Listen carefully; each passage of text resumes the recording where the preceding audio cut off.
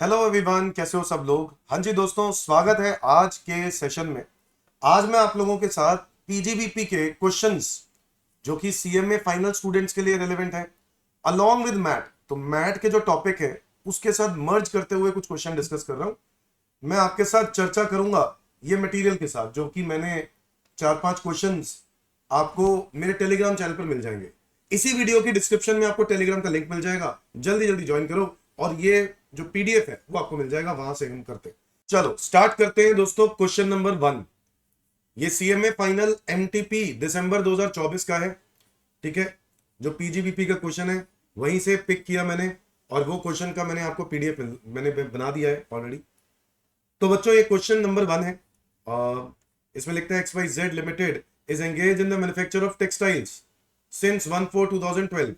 Its statement of P&L shows a profit of 700 lakh after debit and credit of the following items. अब आपको ये कुछ adjustment दी हुई है, वो कह रहा है ये सब एडजस्टमेंट इसके अंदर हो रखी है, मतलब इसमें से डेबिट हो चुके हैं। अच्छा ठीक है, और कुछ एडजस्टमेंट्स और भी होंगी, क्रेडिट भी होगा तो क्रेडिट हो रखा होगा। कुछ एडिशनल इंफॉर्मेशन दी हुई है जिसकी आपने कोई एडजस्टमेंट अभी तक नहीं की होगी, कुछ एडिशनल इंफॉर्मेशन दी है। फाइनली आपको क्या निकालना है? टोटल इनकम निकालना है and tax payable for assessment year 24-25। अच्छा, मैट प्रोविजन इस पर्टिकुलर टॉपिक में इग्नोर करना है, और एक कंपनी का एक सेक्शन होता है 115 BAA, ये भी इग्नोर करना है। और टर्नओवर दे दी है 2021-22 की 460 करोड़ 460 CR। तो आप समझते हैं कि टर्नओवर क्यों दी है? ताकि ये बताने के लिए कि टर्नओवर 21-22 में 400 करोड़ से ज्यादा है, और अगर 21-22 में 400 करोड़ से ज्यादा है तो टैक्स का रेट कौन सा लगने वाला है? 30%। चलो ये तो बात आ जाती है टैक्स लगाने की, तो टैक्स तो बात की बात है, पहले हम टोटल इनकम निकालेंगे। तो यहां पर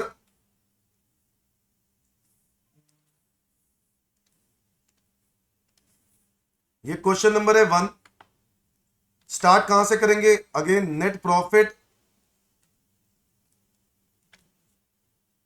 as per profit and loss account. जो आपको नेट प्रॉफिट दिया है वो कितना दिया है? 700 lakhs। इसके अंदर हम ऐड कर देंगे expenses debited but not allowed.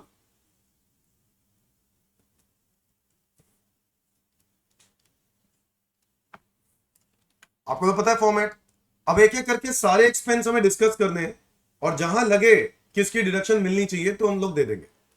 ध्यान से देखो क्या लिख रहा है। Depreciation as per companies act कितना दिया हुआ है? 50 लाख। बट हमें कंपनीज एक्ट के हिसाब से थोड़ी ना देते हैं, हम तो इनकम टैक्स वाले हैं। तो इनकम टैक्स एक्ट के हिसाब से नीचे मैंने एडजस्टमेंट देखी, आप लोग भी देखोगे। डेप्रिसिएशन से रिलेटेड नीचे कोई पॉइंट है? ये देखो, ये लिखा normal depreciation calculated as per income tax rule is 80 lakh. तो ये डेप्रिसिएशन तुमने ज्यादा दे दिया। कितना ज्यादा दे दिया? हमने नहीं, ज्यादा नहीं दे दिया, कम दिया।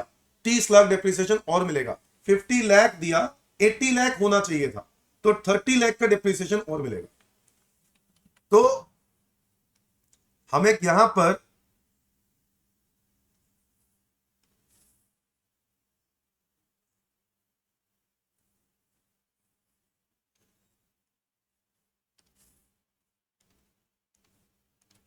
एक कॉलम और बना देते हैं, एक कॉलम और बना देते हैं, जो बन जाएगा एक्सपेंसेस टू बी डेबिटेड का। एक्सपेंसेस टू बी डेबिटेड का यहां पर minus expenses to be debited.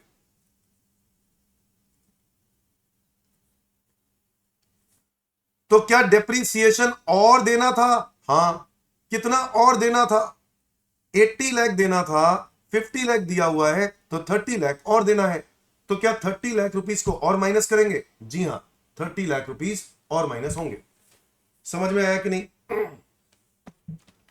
इस डेप्रीसिएशन से रिलेटेड ना नीचे एक और पॉइंट भी दिया है, ये देखो। There was an addition to plant and machinery amounting to 50 lakh on 10th of June 23, which was used for more than 180 days during the year. अब ये तो नॉर्मल डेप्रिसिएशन में आ गया होगा, but during the year additional dep भी तो मिला होगा।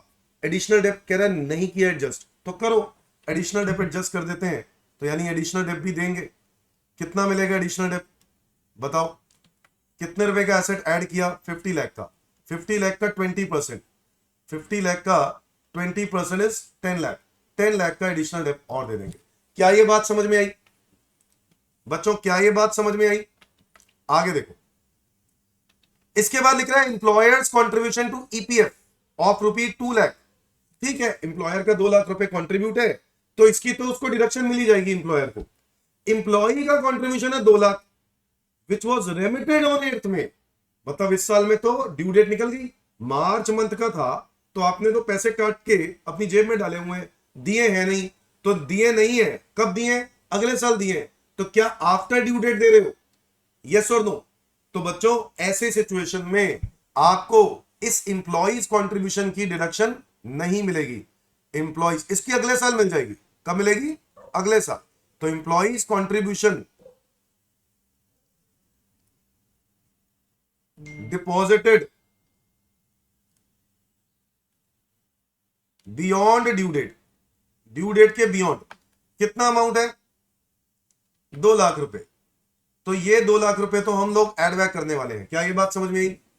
अगला बताओ, अगला बताओ।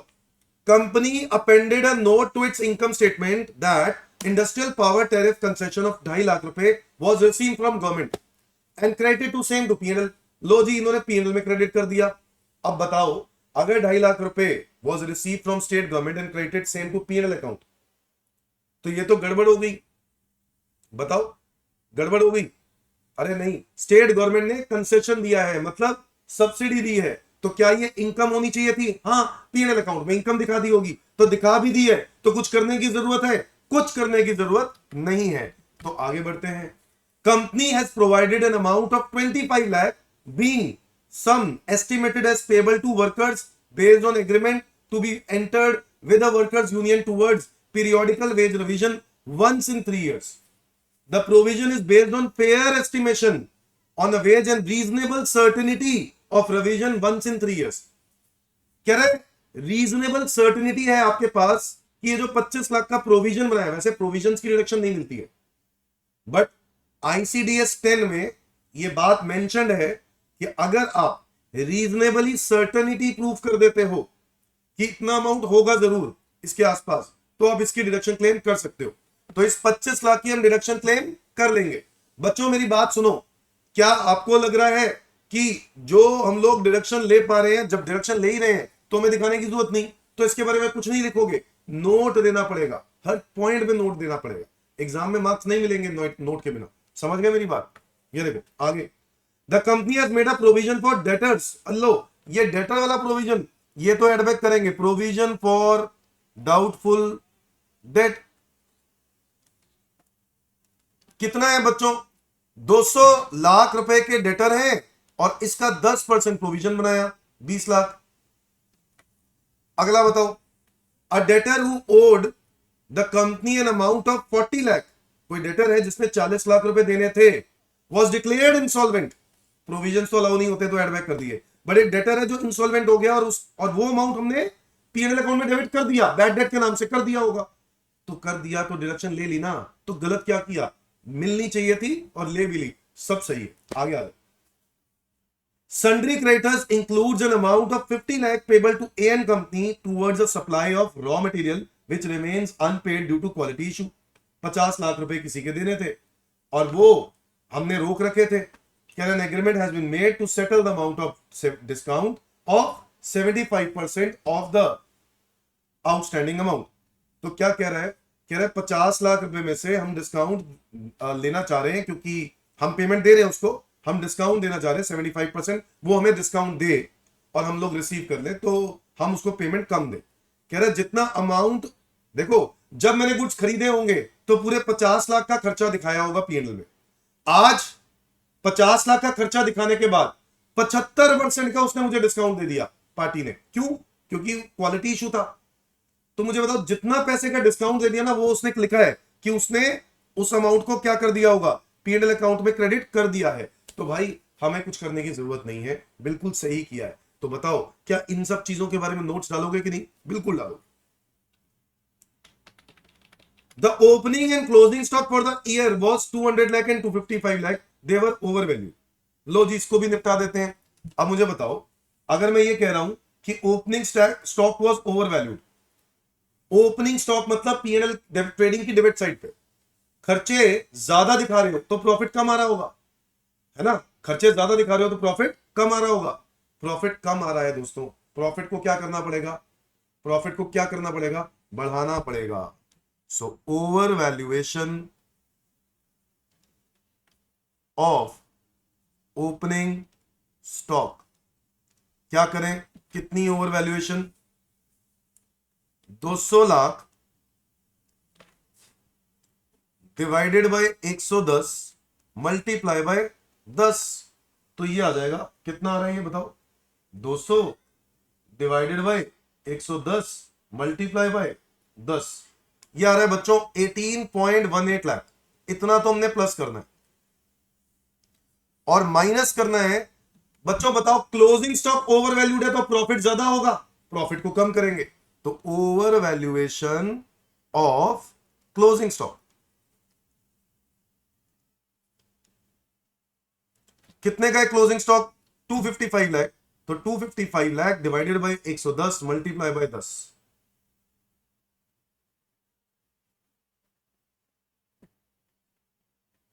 23.18 लाख। इतना अमाउंट क्या करेंगे, माइनस। समझ में आया कि नहीं, समझ में आया कि नहीं, आगे आ जाओ।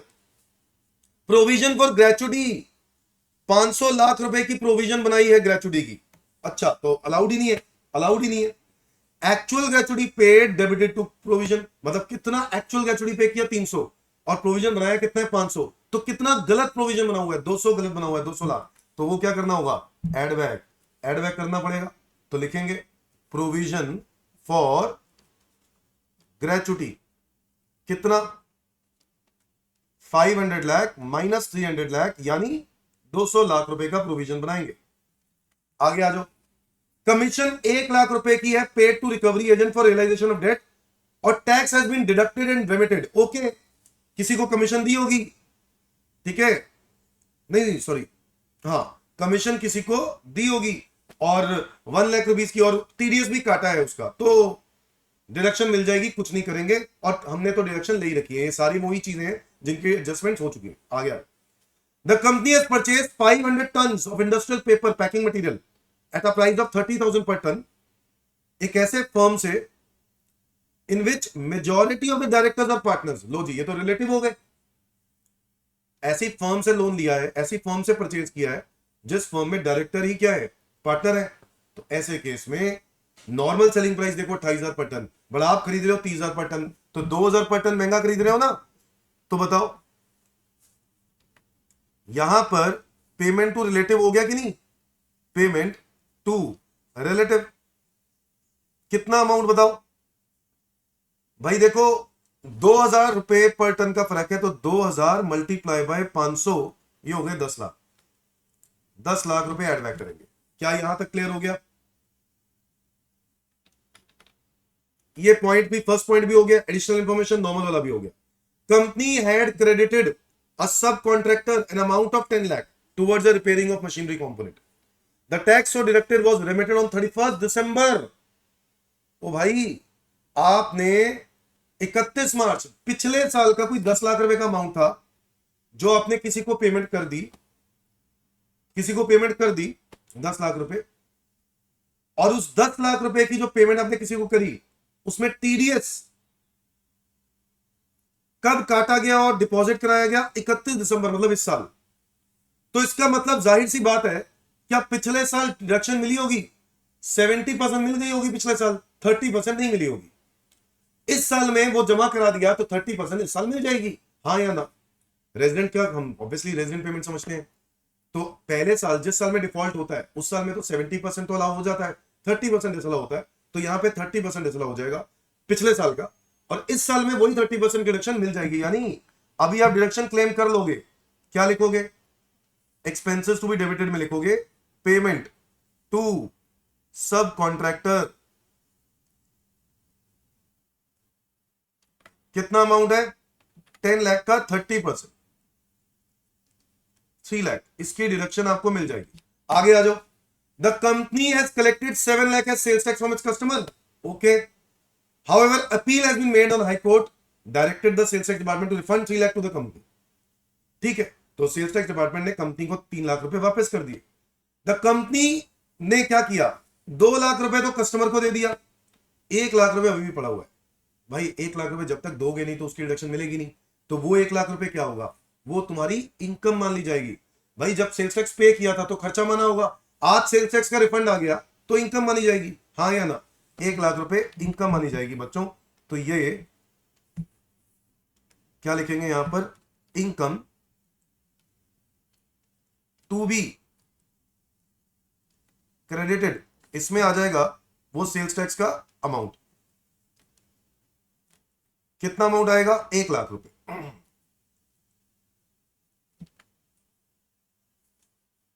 बस डन एवरीवन. बस तो मेरे हिसाब से सारा मैंने कंप्लीट कर लिया है. ये सारी फिगर्स तो माइनस होनी है. तो मेरी पीजीबीपी इनकम क्या आ रही है,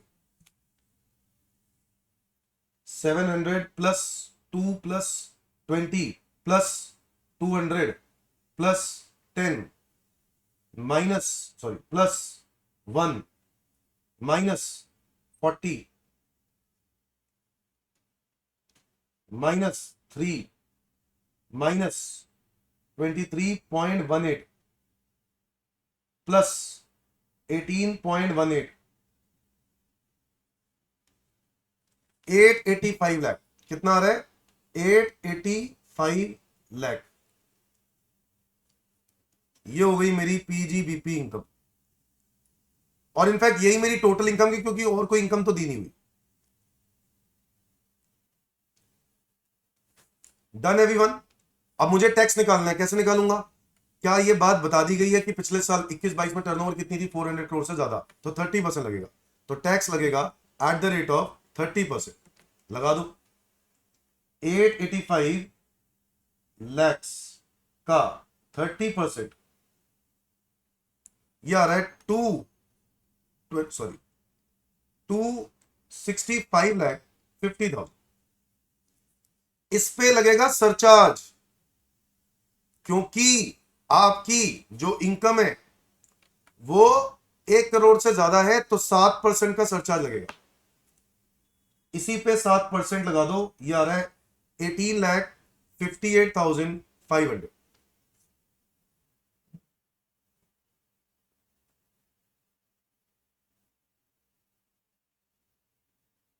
टोटल हो गया 284,08,500. और इसके अंदर हम सेस ऐड कर देंगे 4% का, तो ये आ जाएगा 11,36,340. टोटल टैक्स लायबिलिटी आ जाएगी.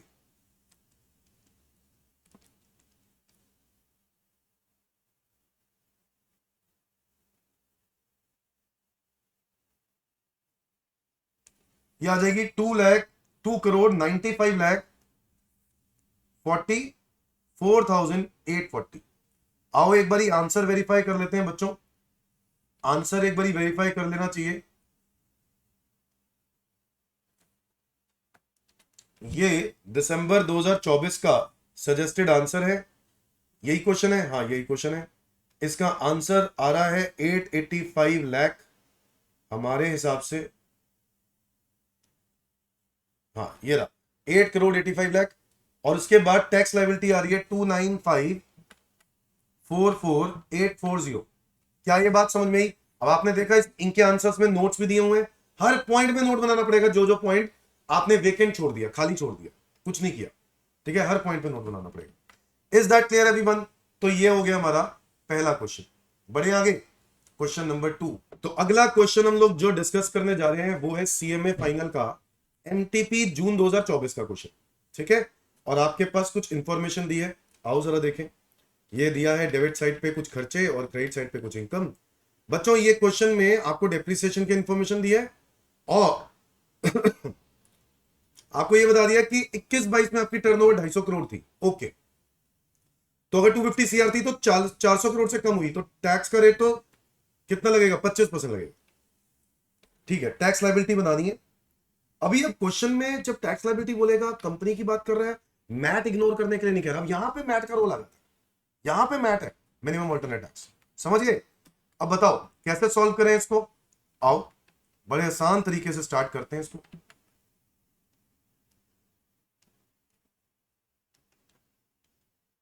सबसे पहले तो आपको पता है हमें स्टार्ट कहां से करना है, net profit as per P and L account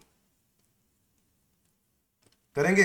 कितना दिया नेट प्रॉफिट, 123,80,000, ठीक है जी।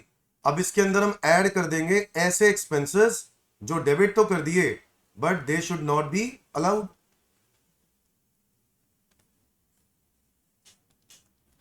ऐसे कौन से एक्सपेंसेस हैं जो डेबिट कर दिए but they should not be allowed, raw material consumed, क्या रॉ मटेरियल कंज्यूम नॉर्मल खर्चा है, हाँ।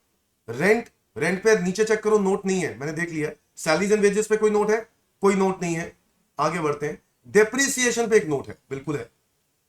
डेप्रीसिएशन कहता है कि डेप्रीसिएशन होना चाहिए था 4 इनकम टैक्स के हिसाब से, और आपने लिया हुआ डेप्रीसिएशन कितना 5, तो कितना ज्यादा ले रखा है उसको हटा दो, इसको बोलते हैं एक्सेस डेप्रीसिएशन। कितना हो गया 1 लाख, ये एड बैक कर दिया, समझ में आया। प्रोविजन फॉर कंटीजेंसी, प्रोविजन तो अलाउड ही नहीं होते, बोलो होते हैं क्या, नहीं।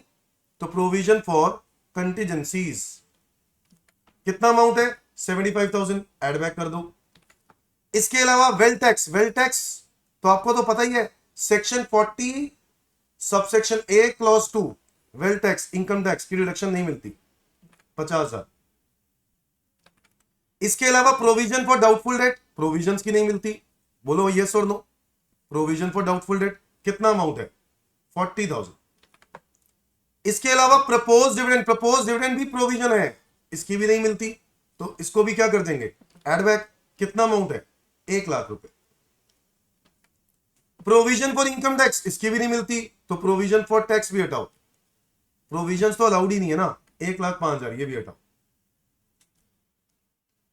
डेबिट साइड हो गई पूरी, अब जरा क्रेडिट साइड पे आ जाओ और चेक करो। अच्छा एक ना और बात लिखी हुई है, कह रहा है रीवैल्यूएशन एसेट्स पर डेप है 50,000, तो उसका तो मिलेगा ही नहीं ना डेप, हमने तो उसको भी हटाना है। तो ओवरऑल देखा जाए तो एज पर इनकम टैक्स तो लिखी दिया 4, और अकाउंट्स के हिसाब से 5 लिया हुआ था, उसके अंदर 50 वो भी है, तो हमने पूरा 1 लाख हटा ही दिया, उसके अंदर वो 50,000 आ गया, तो कुछ नहीं करना, ठीक है इसको छोड़। अब जरा क्रेडिट साइड पे आ जाओ, रीवैल्यूएशन रिजर्व में पैसे डाले। अरे भाई जब रीवैल्यूएशन प्रोविजंस के जब डिडक्शन ही अलाउड नहीं है प्रोविजंस की, तो रिजर्व में ट्रांसफर करोगे तो क्या वो इनकम या रिवैल्यूएशन रिजर्व से पैसे आए हैं, सॉरी ये तो पैसे आए हैं, क्रेडिट साइड दिखा रहे हो ना, यानी आप इनकम दिखा रहे हो, तो ये हटाना पड़ेगा। Income credited but not taxable, ये हटाना पड़ेगा बच्चों। कितना है रीवैल्यूएशन रिजर्व, कितना है 25,000, ये हटा दो। इसके अलावा जनरल रिजर्व ये भी हटा दो, कितना अमाउंट है 1 लाख। भाई रिजर्व से पैसे आए, इनकम है, अकाउंट्स में होती है, इनकम टैक्स में नहीं होती है, समझ गए, ये इनकम नहीं है। अब नोट चेक करो, क्या नोट्स पूरे हो गए, नंबर 1 हो गया, नंबर 2 हो गया, नंबर 3 में कुछ अनएब्जॉर्ब की बातें कर रहा है वो भी लिख लेते हैं, बट पहले हम निकालेंगे बिजनेस इनकम। तो बताओ बिजनेस इनकम कितनी आ रही है 123,80 plus 1 lakh plus 75,000 plus 90,000 plus 2,05,000 minus 25,000 minus 1 lakh, तो ये आ रहा है करीब 1,27,25,000 business income. Is that clear everyone, ये आ गई मेरी बिजनेस इनकम। अब इसके अंदर मेरे को कुछ अनएब्जॉर्ब डेब्ट दिया हुआ है और अनएब्जॉर्ब बिजनेस लॉस दिया है, पहले कौन सा सेट ऑफ करते हैं, पहले unabsorbed business loss. Unabsorbed business loss कितना दिया है बताओ, कितना दिया 3550, तो ये एडजस्ट कर दो। और इसके अलावा अनएब्जॉर्ब डेब्ट भी एडजस्ट कर दो, कितना है 66 लाख, वो भी माइनस कर दो। तो ये दोनों माइनस करने के बाद मेरी टोटल इनकम आ गई, कितनी आ गई? माइनस कर दो 3550 और माइनस कर दो 66 लाख, तो ये आ रहा है 2575। That's it. तो ये मेरी टोटल इनकम आ गई कंपनी की। अब इस पे टैक्स निकाल दो। टैक्स का रेट के लिए हिंट दे दिया, 21-22 में टर्नओवर 250 करोड़ थी, तो टैक्स निकालेंगे एट द रेट ऑफ 25%। हाँ या ना? कितना आएगा? इसी पे 25% कर दो, यार 6,43,750 प्लस सरचार्ज लगेगा? सरचार्ज नहीं लगेगा क्योंकि टोटल इनकम तो 25 लाख है, 1 करोड़ से ज्यादा होनी चाहिए, वो है नहीं, तो सीधा सेस लगेगा एट द रेट ऑफ 4%। अच्छा, क्योंकि ये मैट का भी चक्कर है तो वेट करो 1 मिनट, मैट भी तो आएगा बीच में, तो वेट करो 1 मिनट। सेस से पहले ये जो टैक्स निकाला है ना, ये हमने नॉर्मल प्रोविजंस के हिसाब से निकाल दिया, एज पर नॉर्मल प्रोविजंस।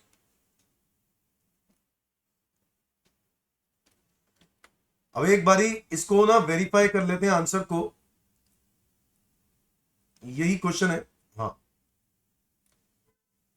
ये हमने निकाला है 2575, चेक करो। यस, और टैक्स जो है वो आ रहा है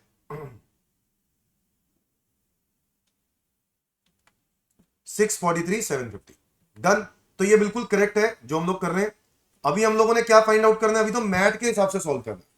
तो अब हम लोग क्या निकालेंगे?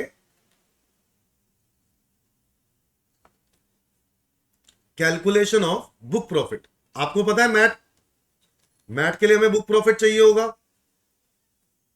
तो बुक प्रॉफिट कैलकुलेट करेंगे।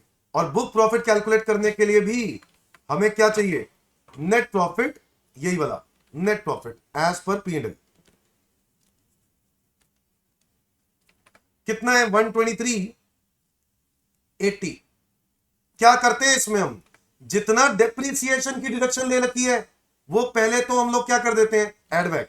लो जी, प्लस डेप्रिसिएशन, ये तो एड बैक कर देते हैं। कितना है? 5 लाख।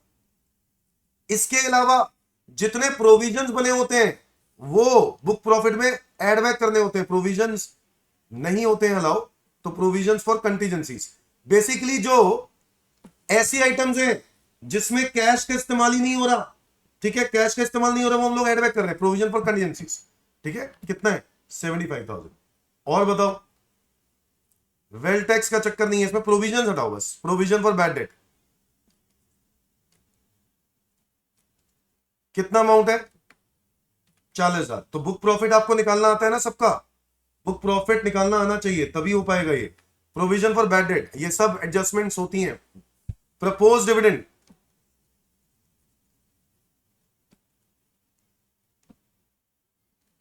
कितना है? 1 लाख। इसके अलावा प्रोविजन फॉर इनकम टैक्स, ये भी अलाउड नहीं होगा, तो प्रोविजन फॉर इनकम टैक्स 1,05,000।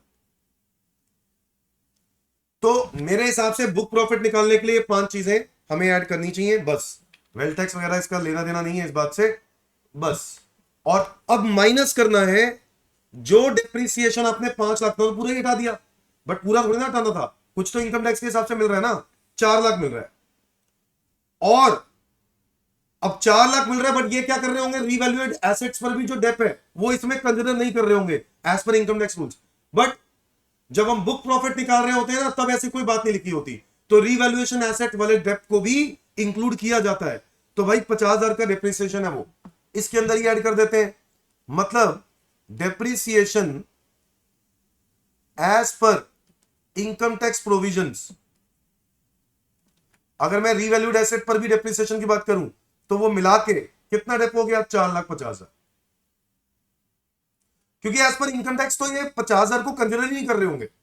बात समझ में आ रही है कि नहीं? तो ये हटा दिया। इसके अलावा रिवैल्यूएशन रिजर्व हटा दो, रिवैल्यूएशन रिजर्व हटा दो। कितना है? 25,000। और जनरल रिजर्व भी हटा दो,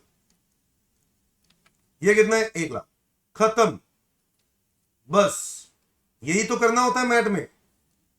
मैं फिर से बोल दूं बच्चों, मैथ को करने से पहले आपको बुक प्रॉफिट का फॉर्मूला पता होना चाहिए। ये बुक प्रॉफिट निकालते हैं कैसे, वो नहीं पता है तो मैं अभी वो नहीं करवा रहा हूं, अभी तो मैं सीधा क्वेश्चन करा रहा हूं। तो पहले आपको वो पता होना चाहिए। ये आ गया मेरा बुक प्रॉफिट, जरा बताओ बुक प्रॉफिट कितना आया? 123.80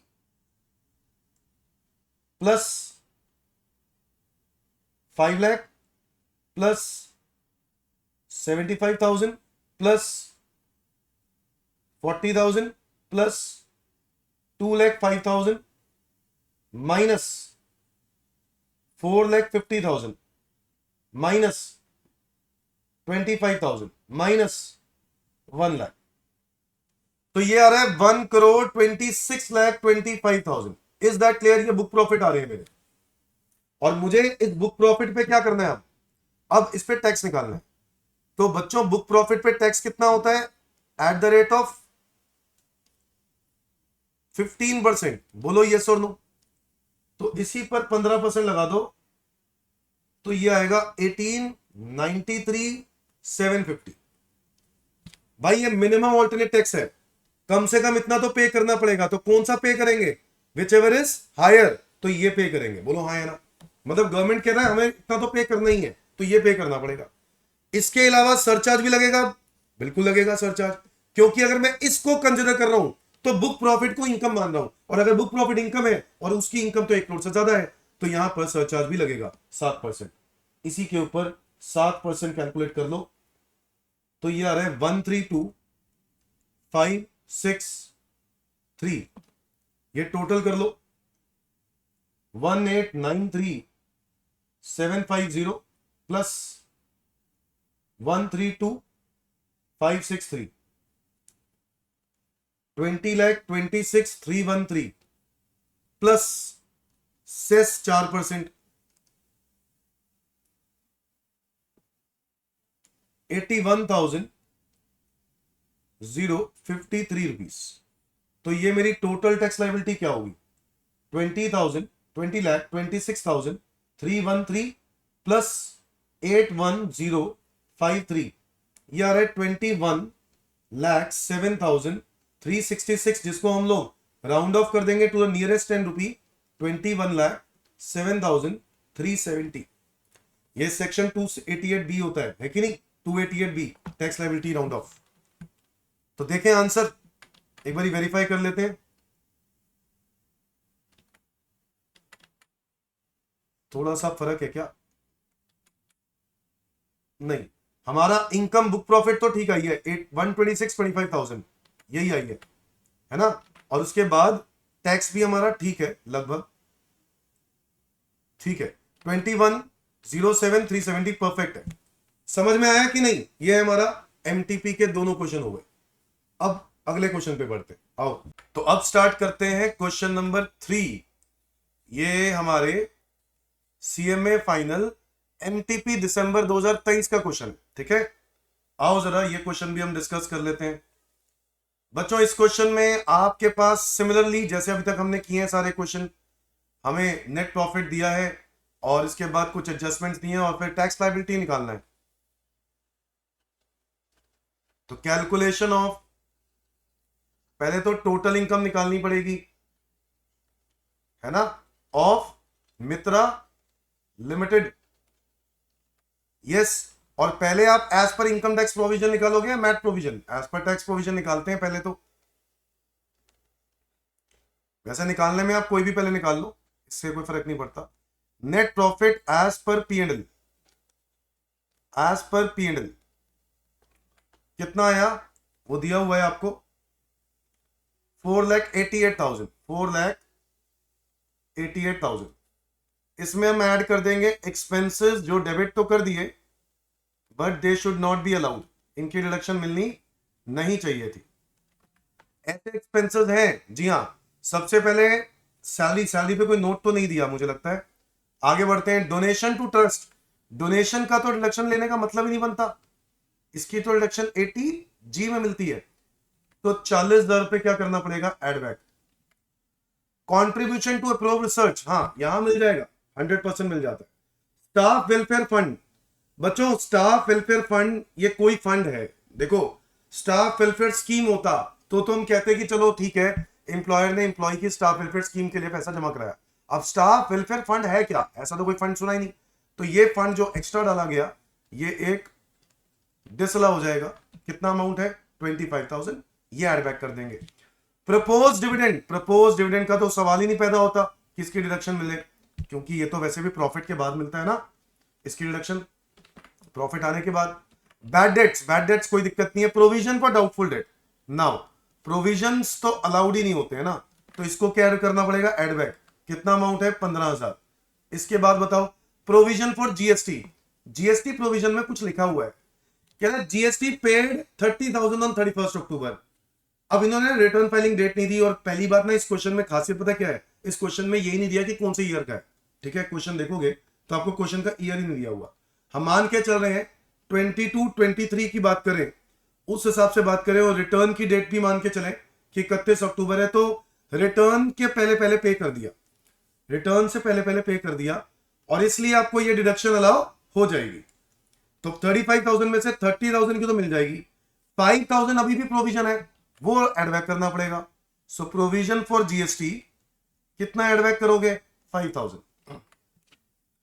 इसके अलावा प्रोविजन, प्रोविजन अलाउड ही नहीं होते हैं ना, चाहे कोई भी प्रोविजन हो। प्रोविजन फॉर असर्टेंड लाइबिलिटी, ये भी क्या करना पड़ेगा, एड बैक। कितना अमाउंट है, 10,000, ये भी एड बैक कर देते हैं। इसके अलावा इनकम टैक्स की डिडक्शन नहीं मिलेगी, मतलब ही नहीं बनता, इनकम टैक्स क्या कर देंगे, एड बैक। इसके अलावा पेनल्टी, पेनल्टी देखो कुछ भी नहीं लिखा तो हम मान के चलेंगे पीनल पेनल्टी है, और पीनल पेनल्टी की डिडक्शन अलाउ नहीं होती है, 4,000 रुपए। डेप्रीसिएशन में नोट देखो क्या लिखा है, 85,000 तो ठीक है, ये तो एज पर अकाउंट्स है, बट नीचे लिखा है depreciation 20,000 on revaluation of asset. ठीक है ना, क्या दिक्कत है, एसेट रीवैल्यू किया, उस पे डेप्ट लगा हुआ है 20,000, ठीक है, क्या दिक्कत है, कोई दिक्कत नहीं है, कुछ नहीं करेंगे इस डेप्रिसिएशन का। 85,000 हमें क्वेश्चन में ये नहीं लिखा हुआ कि कौन सा करेक्ट है, कौन सा सही, कौन सा गलत है, तो डेप्रिसिएशन में पूरा का पूरा हम करेक्ट मानेंगे, एसेट्स की वैल्यू दी नहीं हुई, हम पूरा करेक्ट मानेंगे, ओके। कल्टीवेशन एक्सपेंसेस की बात करते हैं, भाई कल्टीवेशन एक्सपेंसेस तो एग्रीकल्चर से रिलेटेड है, तो यहां पे कहां से आ गए, इसको क्या करना पड़ेगा, एड बैक। कितना अमाउंट है, 12,000 रुपए cultivation expenses add back. General reserve, general reserve तो एड बैक करना पड़ेगा, है ना, ये तो मतलब ही नहीं बनता, प्रोविजन रिजर्व की रिडक्शन मिलती नहीं। लॉन्ग टर्म कैपिटल लॉस तो कैपिटल गेन हेड में जाएगा, तो यहां से हटाना पड़ेगा, 16,000 का loss. Is that clear everyone. अब जरा क्रेडिट साइड पे देखते हैं, विड्रॉल फ्रॉम रिजर्व फंड, तो ये क्या करे, income credited, income credited but not taxable. बताओ इसमें ये विड्रॉल हटा दें क्या, जी हाँ विड्रॉल हटा दो, विड्रॉल हटा दो फ्रॉम रिजर्व फंड।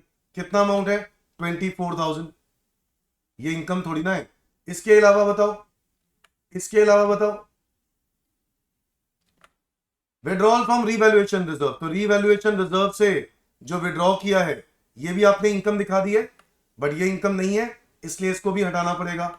इसके अलावा एग्रीकल्चर इनकम, ये एग्रीकल्चर इनकम एग्जेम्प्ट इनकम होती है, यहां से हटाना पड़ेगा। कितनी इनकम है, 40,000। इसके अलावा short term capital gain, capital gain में जाएगा, ये भी यहां से हटाना पड़ेगा, 36,000। इसके अलावा डिविडेंड दिया हुआ है, डिविडेंड इनकम, ये भी हम लोग मान के चलेंगे भाई ये तो अदर सोर्सेस में जाएगा। कितनी इनकम है, 30,000। अब मिसलेनियस इनकम में ये बात मेंशन नहीं की, मिसलेनियस इनकम में क्या है, हो सकता है बिजनेस से रिलेटेड हो, तो कुछ नहीं लिखा हुआ तो मान के चलेंगे बिजनेस से रिलेटेड, खत्म। तो ये हमारी आ जाएगी, हमारी पीजीबीपी इनकम। कितनी आएगी बताओ, ये जरा फटाफट प्लस कर दो और बताओ कितना आ रहा है। नेट प्रॉफिट दिया हुआ है 4,88,000 plus 40,000 plus 25,000 plus 75,000 plus 15,000 plus 5,000 plus 10,000 plus 4,88,000 plus 40,000 25,000 75,000 15,000 5,000 10,000 50,000, 4,000, 12,000, 2,000 और इसके बाद 16,000। इसमें से माइनस कर देंगे 24,000, 25,000, 40,000, 36,000, 30,000। ये आएगा 5,87,000। ये मेरी आएगी बुक इनकम टैक्स का पीजीबीपी इनकम आ गई है मेरी, पीजीबीपी इनकम। क्या ये बात समझ में आई? है ना, पीजीबीपी इनकम आ गई मेरी। तो अब हम लोग बुक प्रॉफिट फाइंड आउट करेंगे। बच्चों इस क्वेश्चन में बुक प्रॉफिट अब फाइंड आउट करना है, क्योंकि हमें मैट भी चेक करना है। तो हमेशा जब भी पीजीबीपी का क्वेश्चन होगा, तो अगर क्वेश्चन कहेगा टैक्स लायबिलिटी निकालो, तो सबसे पहले क्या करना है, हमें नॉर्मल तरीके से प्रॉफिट कैलकुलेट करना है और उसके बाद हमें बुक प्रॉफिट फाइंड आउट करना है। ठीक है, तो करते हैं स्टार्ट। ये देखो, अब हम लोग कैलकुलेशन करने लगे हैं बुक प्रॉफिट की। So calculation of book profit, obviously इसका पर्पस आपको पता है, for the purpose of MAT. तो हमें अब मैट के पर्पस के लिए बुक प्रॉफिट निकालना है, मिनिमम ऑल्टरनेट टैक्स। और इसमें हम शुरुआत वहीं से कर रहे हैं, क्या, net profit. Net profit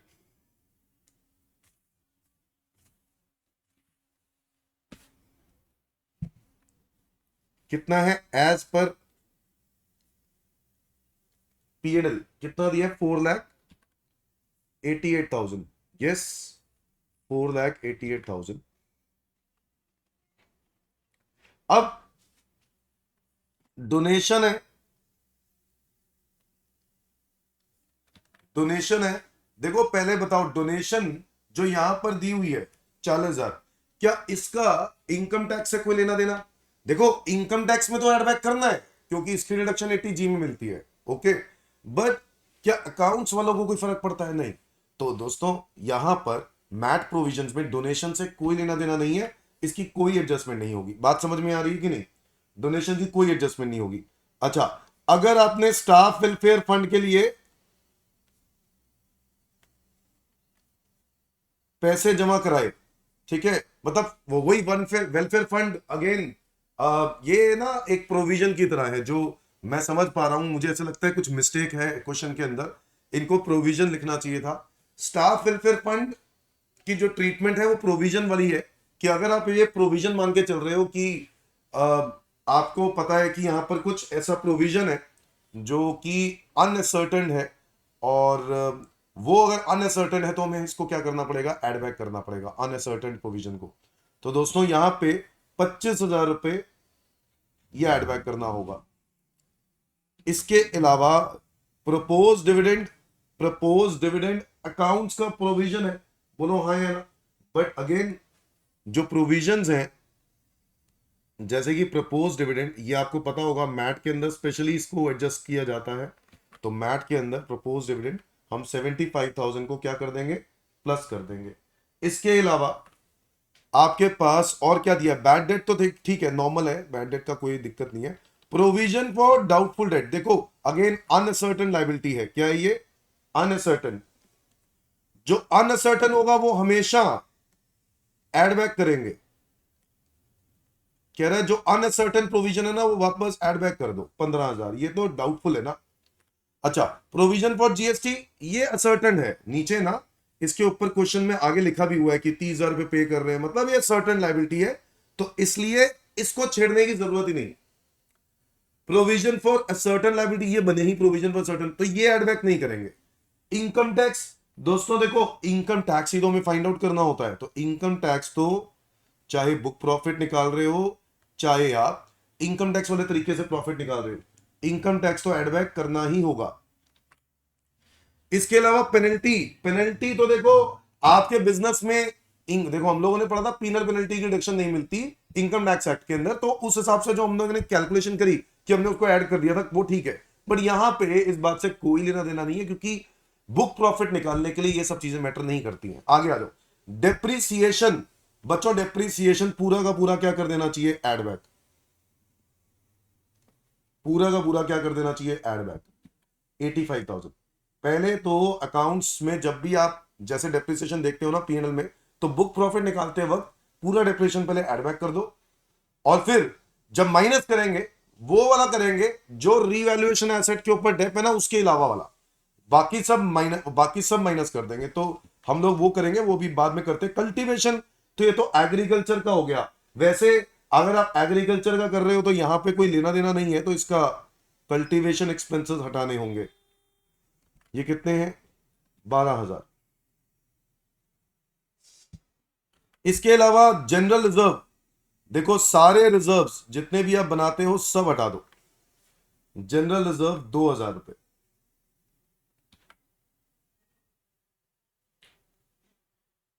that's it. इसके अलावा आपने कोई और काम किया? Long term capital loss. अब देखो लॉन्ग टर्म कैपिटल लॉस, आपके बिजनेस का लॉस ठीक है, बट वो बिजनेस का लॉस तो नहीं है, बट स्टिल अकाउंट्स देखो, जो हम इनकम टैक्स में करते हैं वो हम यहां नहीं करते हैं। समझ रहे हो मेरी बात? तो ये long term capital loss is not part of your book profit. हम इसमें एडजस्ट नहीं करेंगे, कुछ भी नहीं करेंगे। मतलब ये चीज वैसे के वैसे ही रहने देंगे जैसे अकाउंट्स में आई हुई है, तो हम लोग कोई एडजस्टमेंट इसकी नहीं करेंगे। आगे आ जाओ। आपको दिया है और डिविडेंड वाला पॉइंट हो गया।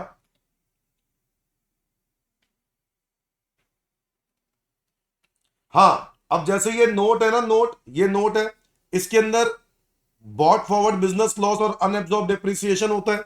तो हमें पता है क्या करना होता है। जो बॉट फॉरवर्ड बिजनेस लॉस है या अनएब्सॉर्ब डेप्रिसिएशन है,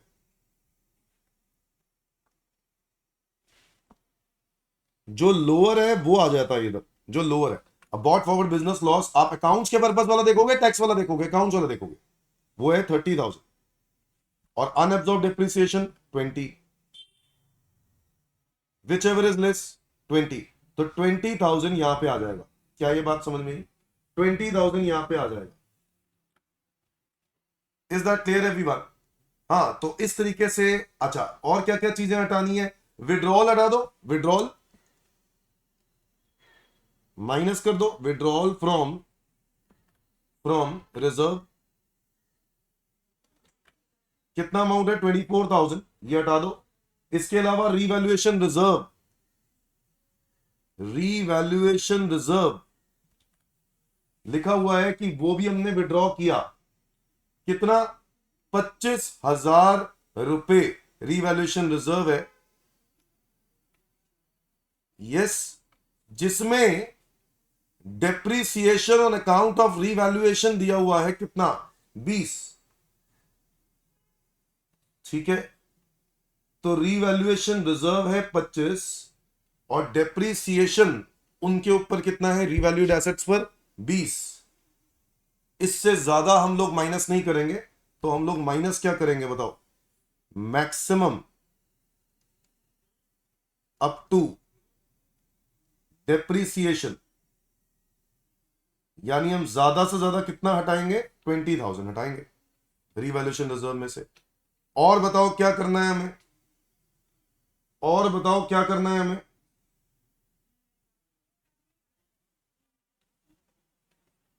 ये तो हो गया।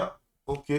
और मेरे यहां पर एक एग्रीकल्चर इनकम दिया हुआ है। एग्रीकल्चर इनकम का कुछ करेंगे? जी हाँ, एग्रीकल्चर इनकम भी हम यहां से हटा देंगे।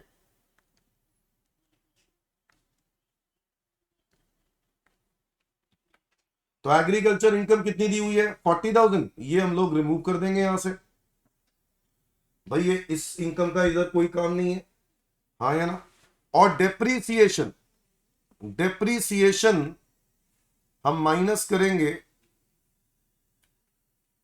Excluding dep on revalued assets, उसको छोड़ के। ठीक है, क्योंकि उसको तो वैसे भी हमने यहां कंसिडर कर लिया, वो तो एडजस्ट ही हो गया, वो तो यहां पर एडजस्ट ही हो गया। तो कितना रह गया? 65,000। Done everyone? Done everyone? तो डेप्रिसिएशन 85 था, 20,000 was depreciation for revalued assets, तो ये आ जाएगा 65,000 यहां पर। Done everyone. बस बाकी और कोई इनकम देखो, ये नॉर्मल बिजनेस जैसे कैपिटल गेन, कैपिटल लॉस है तो कैपिटल गेन भी यही रहेगा। डिविडेंड जैसे वहां पर कोई भी इनकम हो बिजनेस, मतलब अकाउंट्स में भी हम लोग जैसे करते हैं वैसे ही रखते हैं, सिर्फ कुछ ट्रीटमेंट्स हैं जिन पर हम लोग प्लस और कुछ चीजों को माइनस करते हैं बस। ठीक है, और वो आपको पता है, मैं उम्मीद करता हूं ये सारी बातें आपको पता है मैथ के लिए।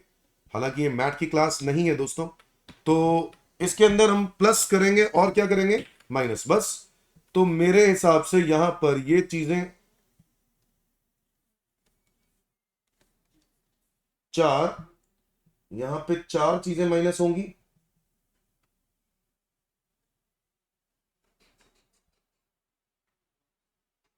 ओ, ये भी मैंने प्लस कर दिया क्या, ये भी माइनस ही तो करना है। बॉट फॉरवर्ड बिजनेस लॉस और अनएब्सॉर्ब डिप्रेशन, पांच।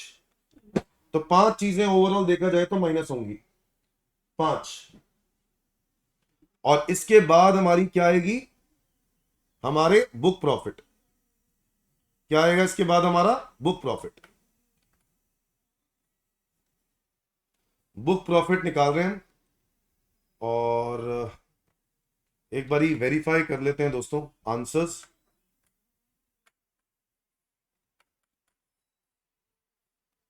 शायद यही है ये क्वेश्चन, हाँ इसी क्वेश्चन का आंसर है ये। नेट प्रॉफिट 488, जी हाँ। उसके बाद डोनेशन डैश हम लोगों ने नहीं अलाउ किया, स्टाफ वेलफेयर फंड ये एड बैक कर दिया 75,000, ठीक है 15,000, ठीक है। इनकम टैक्स, ठीक है। और डेप्रिसिएशन इन्होंने नहीं डाला भाई, मुझे नहीं पता क्यों नहीं डाला, बट डेप्रिसिएशन डालना है क्योंकि डेप्रिसिएशन हमेशा डालते हैं। हमारा मैट का पर्पस ही यही होता है कि डेप को हटाओ। तो यहां पर 85,000 प्लस होना चाहिए। कल्टीवेशन एक्सपेंसेस 12,000, ठीक है। रिजर्व ये हमारा, ठीक है, ये देखो 12,000, 2,000, 20,000 माइनस होना है। विड्रॉल फ्रॉम रिजर्व, ये बाकी सारे ठीक है। समझ में आ गया कि नहीं, बाकी सब ठीक है। तो मुझे लगता है वो 85,000 का फर्क आएगा अमाउंट में। मैं एक बार टोटलिंग कर लेता हूं। डेप्रिसिएशन ऐड नहीं किया, इन नलायकों ने डेप्रिसिएशन नीचे माइनस कर दिया। अब भाई एक बात बताओ, सिंपल सी बात बताओ, ये क्वेश्चन है, कहां गया क्वेश्चन, हाँ अब एक क्वेश्चन है, अब इसके अंदर आप एक बात बताओ, डेप्रिसिएशन तो ऑलरेडी 85,000 का माइनस कर चुके हो, 85,000 का डेप्रिसिएशन माइनस कर चुके हो ना, तो आप 65,000 और डेप माइनस कर रहे हो। लॉजिक है कुछ, मतलब क्या क्या कर रहे हैं यार, क्या कर रहे हो भाई। एक कैलकुलेशन में मिस्टेक नहीं है, ये इंस्टीट्यूट का मेंटल लोचा है। तो यहाँ पर प्रॉब्लम है, और ये चीजें प्रॉब्लम आपको पता है रहती ही हैं, और आपको तो आदत पड़ गई होगी अब तक। 25,000, 75,000, 15,000, 50,000, 85,000, 12, 2, -20, -24, -20, -40 और -65, 583 आना चाहिए। क्या लिखा है इनका, इनका आंसर क्या आ रहा है देखें। है भाई देखो, कमाल ही कर दिया है उन्होंने, मतलब वहां पे दिखाना भूल गए हैं। आंसर नीचे ठीक आ रहा है 5,83,000, लो जी लो, इनका आंसर ठीक आ रहा है 583। हाँ इसमें से अभी हमने एक चीज और माइनस करनी है, क्या है बताओ, सेट ऑफ बिजनेस लॉस। इन्होंने भी की होगी बिजनेस इनकम में से, हाँ ये 20 बिजनेस लॉस और अनएब्सॉर्ब डेप्रिसिएशन दोनों माइनस कर देंगे। क्वेश्चन में दिया होगा बिजनेस लॉस अनएब्सॉर्ब डेप्रिसिएशन, ये रहा टैक्स पर्पस, और टोटल है 40,000। ये दोनों सेट ऑफ कर देंगे, 40,000 सेट ऑफ कर दो, तो मेरी income I 5,47,000। Is that clear everyone, 5,47,000। अब आपको पता है कि आपको टैक्स कैसे पे करना है। ये देखो, टैक्स लाइबिलिटी निकाली, दोनों तरीकों से निकाली। ये तो 547, अब ये अभी ये तो पीजीबीपी इनकम है। ये कौन सी इनकम है, पीजीबीपी। इसके अंदर हम ऐड करेंगे क्या, ये देखो कैपिटल गेन, क्या ऐड करेंगे हम, capital gain. Capital gain add कर दिया, कैपिटल गेन ऐड किया, कितना है 36 है, बिल्कुल सही है 36,000 का कैपिटल गेन इनकम है। इसके बाद बताओ, अदर सोर्सेज इनकम भी दी हुई थी, यस 30,000 की। इसके अलावा ये हमारी ग्रॉस टोटल इनकम हो गई 6 लाख, नहीं इनका तो अलग ही आ रहा है, मैं अपना टोटलिंग कर लेता हूं। 547 प्लस 36 प्लस 30, 6,13,000।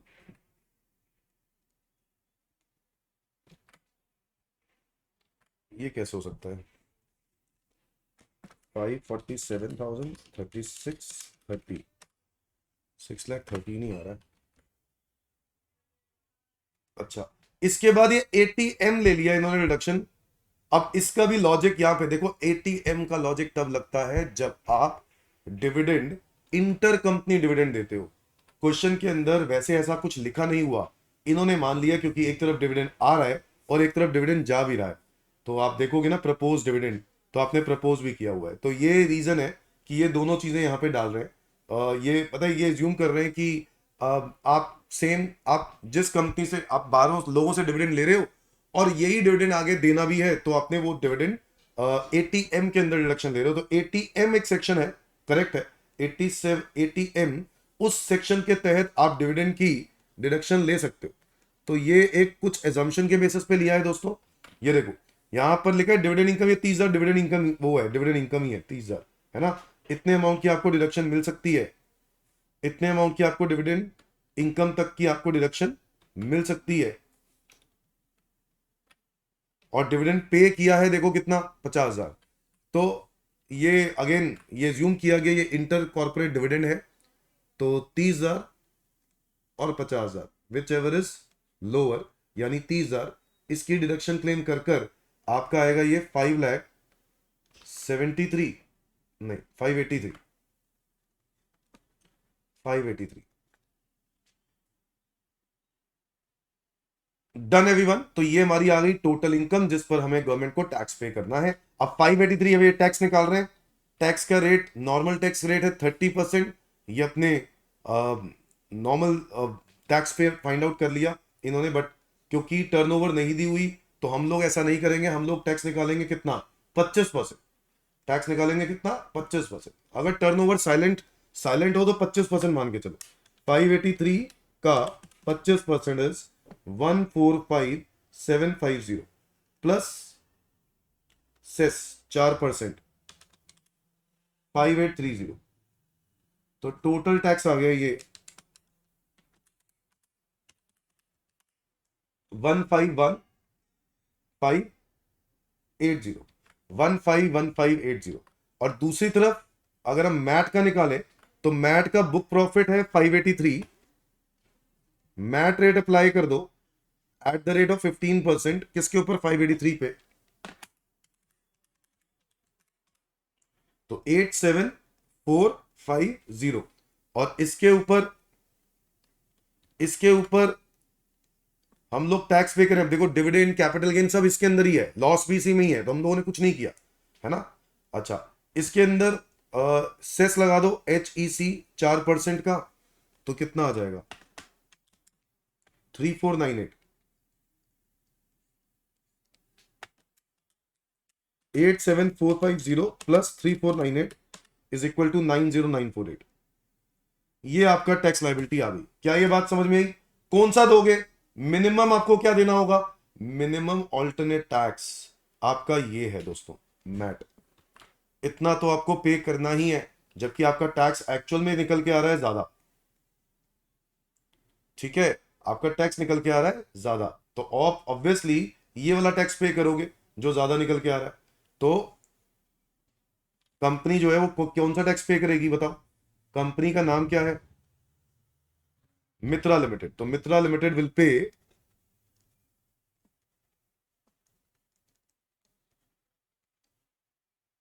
इनकम टैक्स, कितना पे करना पड़ेगा, 151,580 ऑफ रुपी 151,580। क्या ये बात समझ में आई? भाई ये टैक्स बनता ही है, ये टैक्स तो देना ही पड़ेगा, है कि नहीं। और ये बात और है कि आपका मैट के हिसाब से टैक्स बनता है 90,000 का, ठीक है, बट आपका वो तो कम बन रहा है। अगर मैट ज्यादा बन रहा होता तो मिनिमम ऑल्टरनेट टैक्स तो आपको उतना देना पड़ता, है कि नहीं। बस अगर कोई मैट का क्रेडिट होता ना तो ये अमाउंट इसमें से एडजस्ट हो जाता, बट मैट का कोई क्रेडिट है नहीं, क्वेश्चन में कुछ लिखा नहीं है। हम आगे बढ़ते हैं अगले क्वेश्चन की तरफ। क्वेश्चन नंबर है 4। ये आपके एग्जामिनेशन क्वेश्चन है दोस्तों, सीएमए फाइनल जून 24 का एग्जाम क्वेश्चन। पहले हम लोग अभी तक एमक्यूपी कर रहे थे डिस्कस, अब हम जून का एग्जाम क्वेश्चन देख रहे हैं। Moonshine Limited engaged in the manufacturing activity was incorporated in the year 2010. It has reported a net profit of 82 lakh for the year ended 31st March 2024. ठीक है, तो ठीक है ना, क्या दिक्कत है, स्टार्ट करते हैं। क्वेश्चन नंबर है ये आपका 4 मेरे मटेरियल में से अगर मैं बात करूं तो नेट प्रॉफिट से स्टार्ट करना है। Net profit as per P and L account वो दिया हुआ है 82 लाख, 82 लाख, और इसके अंदर हम ऐड कर देंगे एक्सपेंसेस जो डेबिट तो कर दिए but they are not allowed. ऐसे एक्सपेंसेस जो डेबिट तो कर दिए but they are not allowed. अब इसके अंदर ना ओपनिंग स्टॉक क्लोजिंग स्टॉक है, ये अंडर वैल्यूड है। अंडर वैल्यूड का मतलब क्या हुआ, अंडर वैल्यूड का मतलब ये हुआ कि ओपनिंग स्टॉक को आपने कम वैल्यू पे दिखाया है ना, और अगर हम लोग देखें तो ओपनिंग स्टॉक को आपने 36 लाख पे दिखाया, ये 90% के बराबर है, तो 100 कितना होगा, विच इज 40 लाख। तो net profit as per P and L आपको दिया हुआ 82 लाख, आपने पता लगाया कि ये 4 लाख रुपए की जो अंडर वैल्यूएशन हुई है, सॉरी अंडर वैल्यूएशन हुई है, अंडर वैल्यूएशन हुई है, ये मतलब अंडर वैल्यूएशन मतलब ओपनिंग स्टॉक की, ओपनिंग स्टॉक कहां आता है, ट्रेडिंग के डेबिट साइड पर, और अगर वो अंडर वैल्यूड है तो आप बात समझो, अगर हमें उसको बढ़ाना है, अगर हम उसको बढ़ाएंगे यानी खर्चे बढ़ जाएंगे, खर्चे बढ़ जाएंगे तो प्रॉफिट कम हो जाएगा, तो ये माइनस वाली साइड पे आएगा, इसलिए हम इसको माइनस वाली साइड पे लिखेंगे, माइनस। यहां पे कर देते हैं थोड़ा सा स्पेस छोड़ के, under valuation, under valuation of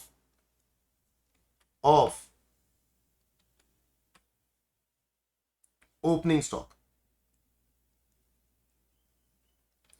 ये है कितना अमाउंट, 4 लाख रुपए, ये कैलकुलेट कर लिया ना हमने, 4 लाख रुपए, जी हाँ 4 लाख रुपए। ठीक है, कैसे निकाला, 36 लाख 90% के बराबर है, तो 10% क्या होगा, which is 4 lakh rupees. Done.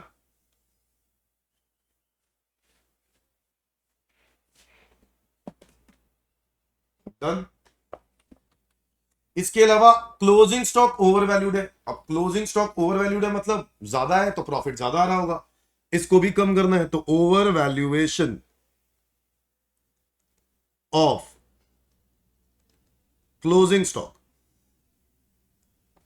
कितना है, 33 लाख है, ये ओवर वैल्यूड है दोस्तों, यानी ये 110 होगा, हमें इसको 10 बताओ कितना होगा, 10 होगा 3 लाख रुपए, यानी 3 लाख रुपए हमें ये भी माइनस करने हैं। क्या ये बात समझ में आई। Employees contribution towards RPF 24 lakh, ठीक है, 4 lakh representing contribution for 2 months was limited 10 days beyond the prescribed due date. तो भैया 10 दिन बाद में जाके आपने 4 लाख रुपए कॉन्ट्रीब्यूट किए, तो भाई ये जो आपने लेट देने की आदत है ना, ये बहुत गलत आदत है, आपको डिडक्शन नहीं मिलती। सो लिखेंगे employer's contribution to RPF beyond due date कितना अमाउंट है, 4 लाख रुपए। इसके बाद लिख रहे हैं एम्प्लॉयर्स, एम्प्लॉयर का कंट्रीब्यूशन भी है ना, एम्प्लॉयर का कंट्रीब्यूशन अगले साल 2024 में दे दिया, रिटर्न से पहले पहले दे दिया, तो कोई दिक्कत नहीं है, मिल जाती है रिडक्शन। आगे आ जाओ, अब भाई जो मैं पॉइंट्स छोड़ रहा हूं उसके नोट बनाने जरूरी है, पता है। आगे आ जाओ, paid commission to mister Quinto a non resident agent for procuring order for the goods in Japan 3 lakh, no tax was deducted. लो जी, सेक्शन 195 में इस कमीशन के ऊपर आपको टीडीएस काटना ही नहीं है, ठीक है, कमीशन पर, इस वाली कमीशन पर जो कि नॉन रेजिडेंट के लिए होता है, आपको टीडीएस नहीं काटना है, तो टीडीएस काटा ही नहीं है और काटना भी तो नहीं है, तो फिर कोई दिक्कत ही नहीं है। आगे बढ़ते हैं, depreciation debited in the books was 1650, as per income tax 1950 होना चाहिए, तो 3 लाख का डेप्रिसिएशन और ले लो, बोलो यस और नो। आप लिख सकते हो, यहां पर लिख सकते हो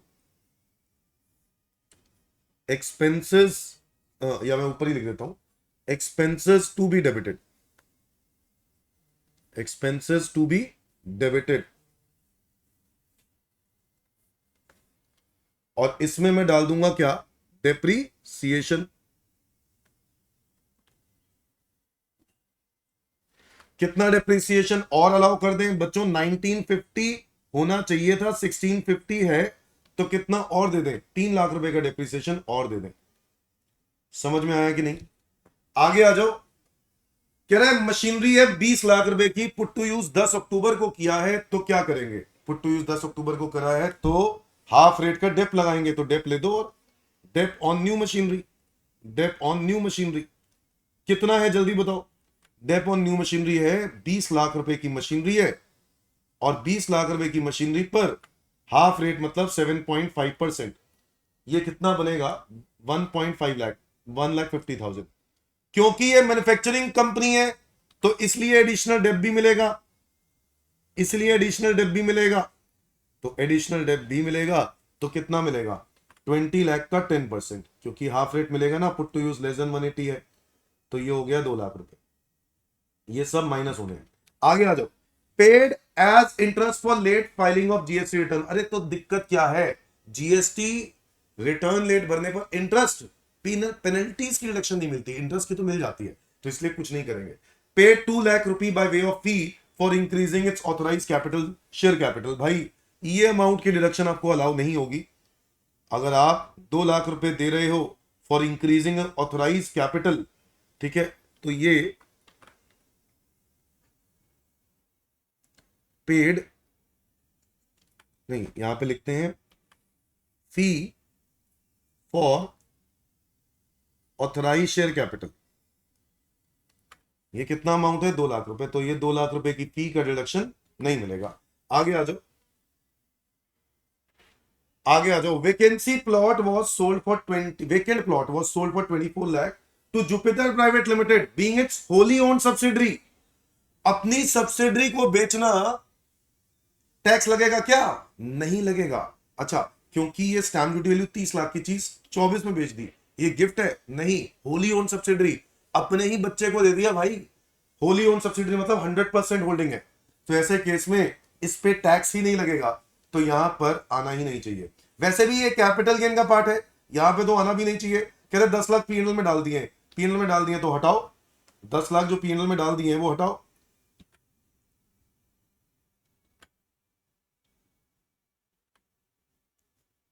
प्रॉफिट ऑन सेल ऑफ